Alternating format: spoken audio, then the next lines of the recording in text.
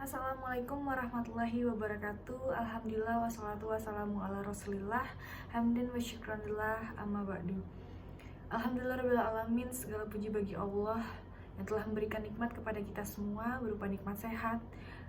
Salawat serta salam kepada Nabi junjungan kita Nabi Muhammad SAW, kerabat saudara hingga pengikutnya pada akhir zaman. Pada kesempatan kali ini saya akan menyampaikan materi ceramah berupa hukum minuman keras dalam Islam. Bismillahirrahmanirrahim, kita mulai saja ceramah tentang hukum minum minuman keras dalam agama Islam. Tentu ketika kita membahas tentang minuman keras dalam agama Islam, tentu saja sudah jelas bahwa minuman keras itu sangat dilarang dan juga diharamkan dalam agama Islam. Zaman sekarang mabuk-mabukan sepertinya sudah menjadi adat yang sangat biasa dan juga tidak tabu dalam lingkungan masyarakat. Menyedihkannya kadang ada orang yang juga mengatakan bahwa mabuk tidak haram lagi karena mereka mau minum sebanyak apapun mereka tidak mendapati efek tersebut atau tidak mendapati efek mabuk. Kalau sudah demikian tentu saja ceramah agama sudah tidak mempan. Karena pada dasarnya kata-kata yang mereka ungkapkan, kata-kata yang mereka berikan untuk membantah ajaran agama Islam yang mengatakan bahwa mabuk itu haram. Lalu benarkah anggapan mereka itu? Benarkah anggapan bahwa orang boleh minum minuman yang memabukkan jika mereka tidak mengalami efek mabuk akibat minum itu? Logikanya sepintas terlihat sangat jelas ya teman-teman. Anggapannya mungkin minum sampai mabuk itu haram, tapi kalau minum tapi tidak mabuk itu tidak haram. Mungkin sudah ada yang membahas tentang permasalahan mabuk ini dan mungkin lebih dijelaskan secara detail dan juga disiarkan di televisi dan atau live stream. Tetapi di sini kita akan membahas, tampaknya juga penting ya untuk disinggung seperti apa sih sebenarnya duduk perkaranya yang jelas dari hukum minum minuman keras dalam agama Islam. Seperti teman-teman yang sudah dengarkan, mungkin teman-teman bisa mendapati bahwa ketika ada penceramah yang berceramah tentang agama, tentang hukum mabuk-mabukan, pasti mereka menggunakan dalil atau ayat yang biasa digunakan dan dikutip oleh ceramah agama bahwa mabuk itu dalam ajaran Islam adalah surat Al-Baqarah ayat 219, yang artinya mereka bertanya kepada kamu tentang khamar dan judi. Katakanlah pada keduanya terdapat dosa yang besar dan beberapa manfaat bagi manusia, tetapi dosa keduanya lebih besar daripada manfaatnya. Dan mereka bertanya kepadamu apa yang mereka nafkahkan. Katakanlah yang lebih dari keperluan. Demikian Allah menerangkan ayat-ayatnya kepadamu supaya kamu berpikir. Ayat ini sudah jelas ya teman-teman bahwa meminum minuman keras itu diharamkan dan dipandang sebagai dosa yang sangat besar. Kemudian dijelaskan juga di dalam surat An-Nisa ayat 43 bahwa orang yang sedang mabuk diharamkan untuk melakukan ibadah atau melakukan sholat dalam agama Islam. Dasar alasannya jelas karena orang yang mabuk pasti tidak bisa membaca bacaan sholat yang benar. Sholat adalah doa, dan bagaimana bisa orang berdoa dan jika kesadarannya juga sudah hilang dan seperti terjadi pada orang mabuk.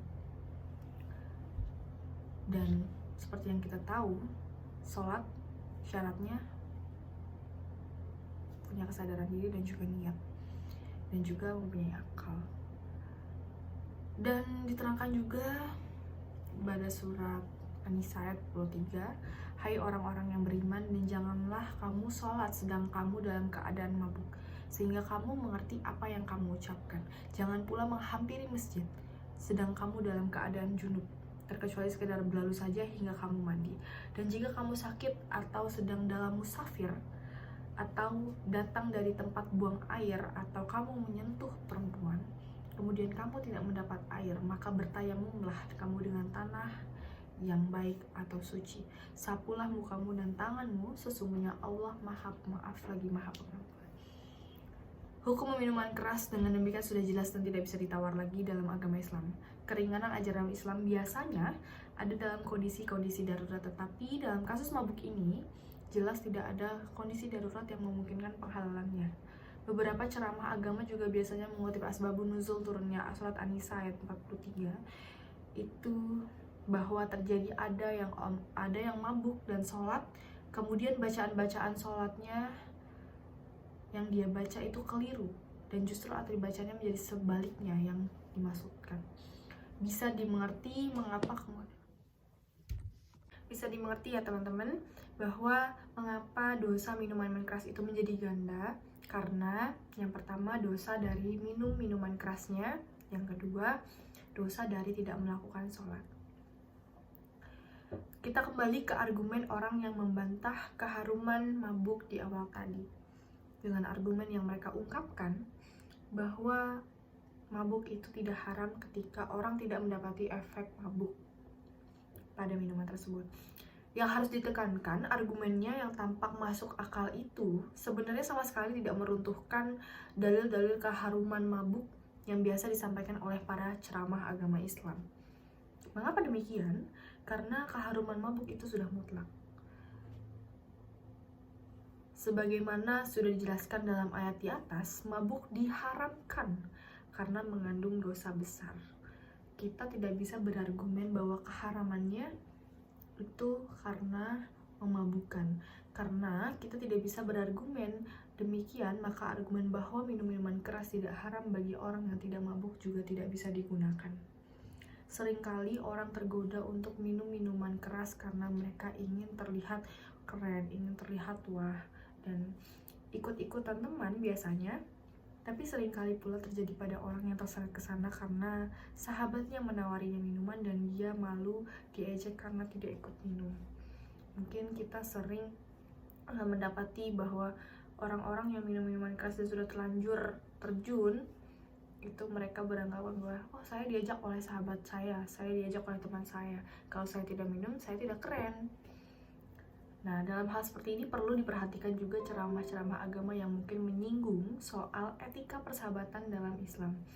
Seorang sahabat yang membuat kita terjerumus ke dalam dosa besar, bukankah sahabat yang tidak layak untuk dipertahankan? Selain itu, jangan sampai pula rasa malu kita terhadap manusia mengalahkan rasa malu kita terhadap Allah Subhanahu wa Ta'ala. Mungkin itu saja ceramah dari saya dengan tema apa sih hukum haram minum minuman mabuk dalam Islam. Sekian dari saya. Wassalamualaikum warahmatullahi wabarakatuh.